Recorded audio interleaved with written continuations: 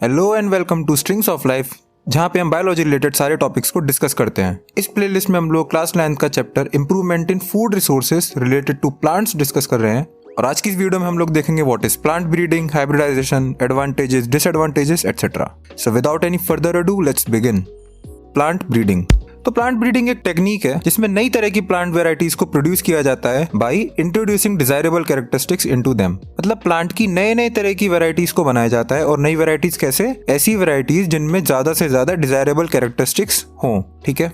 और फिर जब ये नई वेराइटीज बन जाती हैं तो इनको लार्ज स्केल पर मल्टीप्लाई किया जाता है। इनके सीड्स को फार्मर्स और प्लांटर्स को सप्लाई कर दिया जाता है। और जो साइंटिस्ट इस पूरी प्रोसेस के साथ कंसर्न्ड होते हैं उन्हें हम बोलते हैं प्लांट ब्रीडर्स। तो इस पूरी प्रोसेस का मेन ऑब्जेक्टिव क्या होता है कि ज्यादा से ज्यादा नई वेराइटीज बनाई जाएं जो कि कम टाइम में मैच्योर हो जाएं। मतलब जब वो प्लांट या फिर उस क्रॉप को आप ग्रो करो तो वो कम टाइम ले मैच्योर होने के लिए। फिर हैविंग हायर यील्ड, ज्यादा से ज्यादा यील्ड हम लोग को प्रोवाइड कर सके। Resistant to heat, frost, drought, pest and diseases. और इन सारी चीजें जो मैंने भी ऊपर बोली, इन सारी चीजों से ज्यादा रेजिस्टेंट हो, ज्यादा से ज्यादा लड़ने की शक्ति हो इनके पास में। तो various method used for plant breeding या फिर genetic improvement of crop plants are as follows. पहला क्या है? इंट्रोडक्शन, सेकंड सिलेक्शन और थर्ड हाइब्रिडाइजेशन। इंट्रोडक्शन में क्या किया जाता है? एक प्लांट लिया जाता है जहां पे वो नेचुरली ग्रो कर रहा था और प्लांट भी कैसा, जो कि एक सुपीरियर वेराइटी होगा। तो उसको उसके नेचुरल कल्टीवेशन के एरिया से लेके एक ऐसे एरिया में ले जाया जाता है या फिर एक ऐसे एरिया में प्लांट किया जाता है जहां पे वो इससे पहले ग्रो नहीं करता था। इस पूरी प्रोसेस को हम बोलते हैं इंट्रोडक्शन। मतलब हमने एक प्लांट को, एक सुपीरियर प्लांट को उसके नेचुरल हैबिटेट से लेके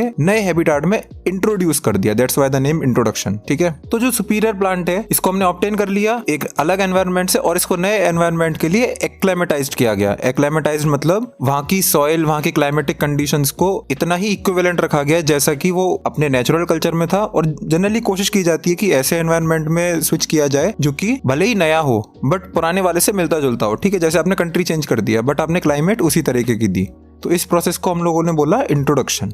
सेकंड सिलेक्शन में क्या होता है? It is the process where economic plants having best desire characters are picked up from a given population and are used for future cultivation. ये भी इंट्रोडक्शन जैसा है बट इसमें क्या किया, हम लोगों ने एक डिजायर्ड कैरेक्टर वाले प्लांट को पिक किया और उसको फ्यूचर कल्टीवेशन के लिए अपने पास में रख लिया। तो हम लोगों ने प्लांट को सिलेक्ट कर लिया। That's why the name is called selection, ठीक है। इंट्रोडक्शन में प्लांट को एक जगह से लेकर दूसरी जगह इंट्रोड्यूस किया था। सिलेक्शन में लगभग ऐसा समझो कि इसका आधा ही पार्ट किया, हम लोगों ने प्लांट को बस पिक किया, चुन लिया, ठीक है। This involves preservation of favourable characters and gradual elimination of undesirable ones. मतलब इस प्रोसेस में क्या करते हैं, हम ऐसे प्लांट सिलेक्ट करते जाते हैं जिसमें ज्यादा से ज्यादा अच्छे कैरेक्टरिस्टिक्स हो ओवर टाइम, चाहे उसके सीड्स ले लिए या फिर प्लांट सैंपल ले लिए, ठीक है। और ओवर द टाइम अच्छे कैरेक्टर्स हम लोगों को ज्यादा से ज्यादा प्रिजर्व करने हैं अपने पास और अनडिजायरेबल कैरेक्टरिस्टिक्स हम लोगों को हटाने हैं। थर्ड क्या होता है? हाइब्रिडाइजेशन। हाइब्रिडाइजेशन में क्या होता है? It is a process in which हम लोग क्या करते हैं, दो डिसिमिलर वेराइटीज, मतलब दो प्लांट की ऐसी वेराइटीज जो कि डिसिमिलर हैं, उनको लिया, उनकी आपस में क्रॉस ब्रीडिंग करवाई ताकि हम लोग एक नए टाइप का क्रॉप प्लांट ऑब्टेन कर सकें जिसमें दोनों ही प्लांट्स की डिजायरेबल कैरेक्टरिस्टिक्स हों, ठीक है। मतलब एक ऐसा प्लांट बनाए जो कि ज्यादा से ज्यादा डिजायरेबल कैरेक्टरिस्टिक्स लेके पैदा हो। और उस प्लांट को बनाने के लिए हम लोग क्या करेंगे, दो अलग अलग प्लांट लेंगे जिनमें अलग अलग क्वालिटीज होंगी, ठीक है। उन दोनों को क्रॉस ब्रीडिंग करवाएंगे। तो हम कोशिश ये करेंगे कि जो नया प्लांट बने वो दोनों ही पेरेंट प्लांट की अच्छी अच्छी कैरेक्टरिस्टिक्स अपने अंदर लेकर आ जाए। इस प्रोसेस को हम लोगों ने बोला हाइब्रिडाइजेशन। और ये प्रोसेस करने के बाद जो नई तरह की वेराइटीज बनी उन्हें हमने बोला हाइब्रिड वेराइटीज और हाई यील्डिंग वेराइटीज, ठीक है। और ऐसे HYVs या फिर हाई यील्डिंग वेराइटीज को इंक्लूड करने के बाद हमारे एग्रीकल्चर में हम लोगों ने देखा कि हमारे फूड प्रोडक्शन में ट्रिमेंडस ग्रोथ हम लोगों को देखने को मिली। हाइब्रिडाइजेशन 3 तरह से होती है। अब देखो, जब हम डाइवर्सिटी पढ़ेंगे तो मैं समझाऊंगा, बट फिर भी एक ग्लांस दे देता हूँ। प्लांट्स को या फिर हम लोगों ने अर्थ में जितने भी ऑर्गेनिजम्स हैं उसको हम लोगों ने अलग अलग किंगडम्स में डिवाइड किया। फिर एक किंगडम हमने लिया, मान लो एक किंगडम है प्लांट का, ठीक है। तो हमने किंगडम प्लांटी को अलग अलग फाइलम में डिवाइड किया। ऐसी फाइलम को अलग अलग क्लासेस में, ऑर्डर्स में, फैमिलीज में, और फैमिलीज को हम लोगों ने फिर से अलग अलग जीनस में डिवाइड किया। अब यहाँ पे आ जाते हैं, ठीक है। अब ऐसे समझो कि अर्थ पे जितने भी प्लांट हैं वो सारे ही प्लांट्स अलग अलग जीनस में क्लासिफाइड हैं, ठीक है। जैसे 10 प्लांट जीनस ए में है, ठीक है, 25 प्लांट जीनस बी में आते हैं, 70 प्लांट जीनस 3 में आते हैं। तो अलग अलग टाइप के जीनस हैं बहुत सारे, और इसमें सारे ही प्लांट क्लासिफाइड हैं। कोई ना कोई प्लांट किसी न किसी जीनस में होगा, ठीक है। और फिर लास्ट में क्या होता है, एक जीनस को हम लोग फिर से क्लासिफाई करते हैं इनटू बहुत सारी स्पीशीज। और फिर क्या होता है, स्पीशीज को आप लोग क्लासिफाई करते हो अलग अलग वेराइटीज में। अब जैसे सेम जीनस के प्लांट में अगर आपको बताऊं तो जैसे आलू और बैगन, पोटैटो का नाम होता है सोलोनम ट्यूबरोसम, ये इसका साइंटिफिक नेम है, जिसमें से पहला नाम हमेशा जीनस का होता है, सेकंड नाम हमेशा स्पीशीज का होता है। जैसे हमारा साइंटिफिक नेम क्या है ह्यूमंस का, होमो सेपियंस, होमो जीनस का नाम है, सेपियंस स्पीशीज का नाम है। तो आलू का नाम क्या है, सोलोनम ट्यूबरोसम, ठीक है। और बैंगन का या ब्रिंजल का नाम क्या है, सोलोनम मेलेंजना। तो सोलोनम जो है दोनों में सेम है और दोनों ही प्लांट सेम जीनस से बिलोंग करते हैं, ठीक है।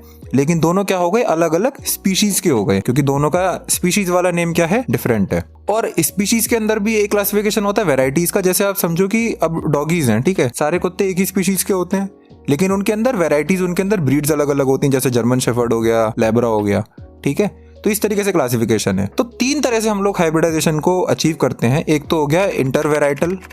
इंटरवेराइटल में क्या होता है, इसमें हम 2 अलग अलग वेराइटीज के प्लांट को क्रॉस ब्रीड करवाते हैं। मतलब 2 ऐसे प्लांट जो कि सेम स्पीशीज के हैं लेकिन वेराइटीज अलग अलग हैं। जैसे अगर एक आइडिया देने के लिए समझाना हो तो अभी मैंने डॉगीज वाला एग्जांपल दिया था, सारे ही कुत्ते सेम स्पीशीज के हैं लेकिन वेराइटीज अलग अलग हैं। तो ऐसे ही आप प्लांट्स में आ जाओ, ठीक है। तो ये हो गया इंटरवेराइटल, एक वेराइटी का दूसरी वेराइटी के साथ क्रॉस करवाना।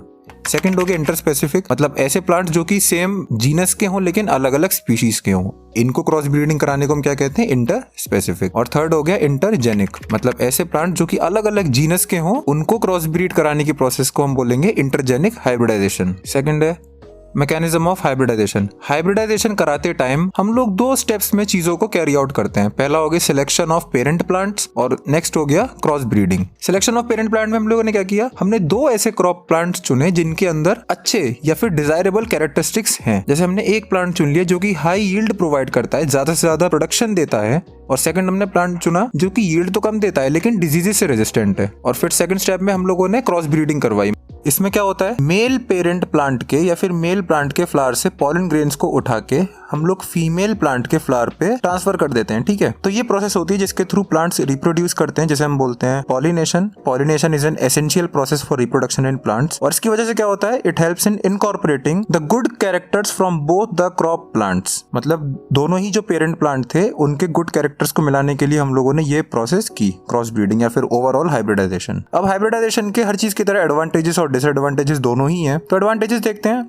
ये ऐसे नए क्रॉप प्लांट्स के प्रोडक्शन में हेल्प करते हैं जो कि ज्यादा से ज्यादा विगरस होते हैं और बेटर एडॉप्टेड वैरायटीज होती हैं। विगरस मतलब ज्यादा यील्ड प्रोवाइड कर पाती हैं, ज्यादा पावरफुल होती हैं और बेटर एडेप्टेबिलिटी होती है इनकी अलग अलग कंडीशंस के लिए, ठीक है। सेकंड, इनके अंदर सुपीरियर कैरेक्टरिस्टिक्स होती हैं बहुत सारी। एक तुमने बताई दी कि हाई यील्ड होती है। सेकंड, गुड क्वालिटी सीड्स होते हैं। Third, resistance to diseases, insects, drought etcetera, ठीक है। और ये सारी चीजें हम एक प्लांट में लेके आ सकते हैं। ये जो प्लांट्स होते हैं these are better responsive to fertilizers and take less time for ripening. मतलब इन्हें पकने के लिए कम टाइम चाहिए होता है और ये फर्टिलाइजर्स को ज्यादा अच्छे से एब्जॉर्ब कर पाते हैं। Fourth, result in the creation of new genotypes, मतलब अलग अलग तरह के जेनेटिक कॉम्बिनेशन या फिर अलग अलग तरह के जीन्स वाले कॉम्बिनेशन एक प्लांट में बन पाते हैं।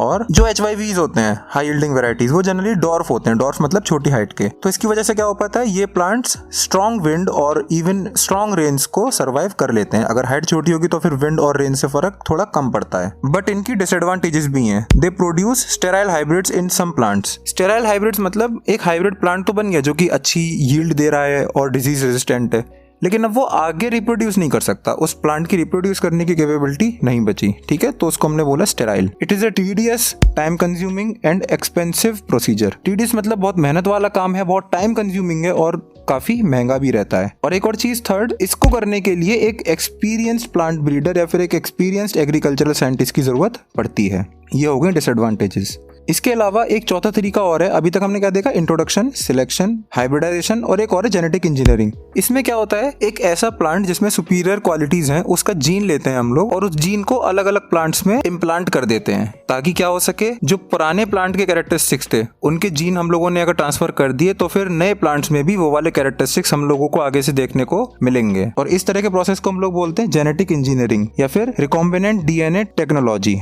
और वो प्लांट जिनमें इन तरीके से कैरेक्टर्स इंट्रोड्यूस करे जाते हैं, कैसे, मतलब DNA फ्रेगमेंट्स को इंट्रोड्यूस किया जाता है, उन प्लांट्स को हम लोग बोलते हैं ट्रांसजेनिक प्लांट्स या फिर जेनेटिकली मॉडिफाइड प्लांट्स या फिर GMPs। तो ये था सारा मटेरियल आज की वीडियो के लिए। आई होप आप लोगों को अच्छे से समझ में आया हो पूरी चीज। अगर कोई डाउट है तो आप लोग रिवाइंड करके देख सकते हो, वरना मुझसे डायरेक्टली पूछ सकते हो। मिलता हूं मैं आप लोगों से अपनी नेक्स्ट वीडियो में। Till then take care, keep learning and bye bye.